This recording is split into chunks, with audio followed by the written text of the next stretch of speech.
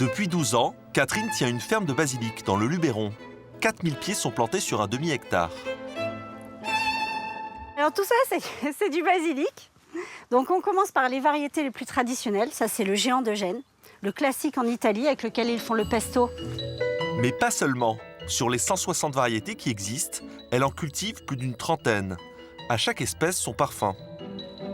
Nous, en Provence, celui qu'on préfère, c'est le basilic marseillais. Et ce basilic est très légèrement citronné. Donc ça, c'est le basilic thaïlandais. Ce basilic est très fort en anis. Ici, une tige rougeoyante comme ça, c'est du cannelle. C'est un basilic qui est très très bon avec les desserts, avec les salades de fruits. Pour ramasser son basilic et le faire grandir tout l'été, il faut respecter la technique du pinçage. Il est en fétamine naturelle. Là, en dessous, juste en dessous, vous avez 2 petits bébés. Vous coupez avec l'ongle le sommet. Et en faisant cette opération, vous allez permettre au basilic de s'installer et de croître. C'est-à-dire que chaque fois que vous allez couper une tête, il va en développer 2. À vous de le cultiver en pot ou en jardin. Plante tropicale à l'origine, le basilic est devenu le fleuron de la cuisine méditerranéenne. Il n'y a pas qu'avec la tomate ou la mozzarella que cette herbe aromatique fait des merveilles.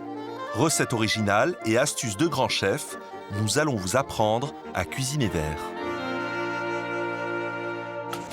À Apt, dans son restaurant, Nicolas cuisine le basilic de l'entrée au dessert.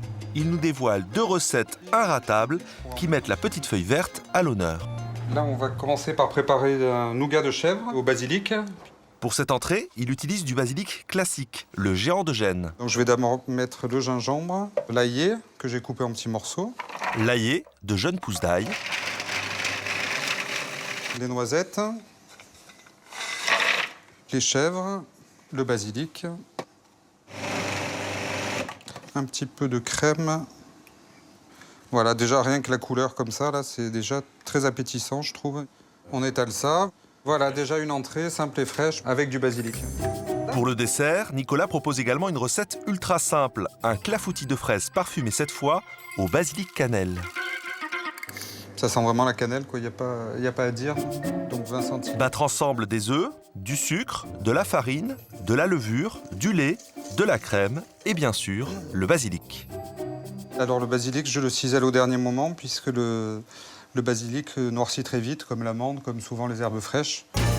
Versez la préparation sur les fraises et enfournez 30 minutes à 180 degrés. Magnifique, ils ont gonflé, voilà, ils ont bien gardé la couleur des fraises. Ces créations vont-elles séduire la salle? Super. Magnifique.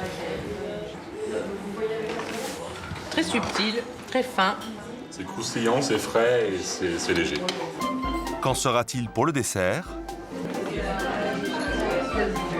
Ça se marie bien avec la fraise. Ça sent l'été et c'est formidable.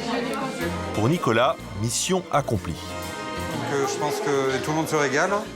J'ai eu que des compliments sur ce menu au basilic. Il n'y a pas de limite pour le basilic. Installé sur les hauteurs de Beaunieu, le chef 2 étoiles Édouard Loubet cuisine lui aussi le basilic sans limite. Il nous dévoile son astuce pour le savourer dès l'apéritif dans une boisson rafraîchissante. La star du cocktail, ça va être notre basilic. Ce qui est plus important, c'est de réussir à avoir le goût de son odeur. Un basilic classique qu'il mixe avec du citron vert, de la cassonade et en option de la cardamome, de la menthe et de la sauge. Si on le fait qu'avec du basilic, on aura sensiblement le même goût. Je vais ajouter le jus de citron. Mixer, filtrer le tout à l'aide d'un chinois, servir frais avec de l'eau gazeuse. Fait un verre qui donne envie de croquer, envie de goûter.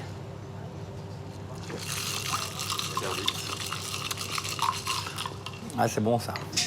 C'est très bon. Une boisson antioxydante à consommer sans modération.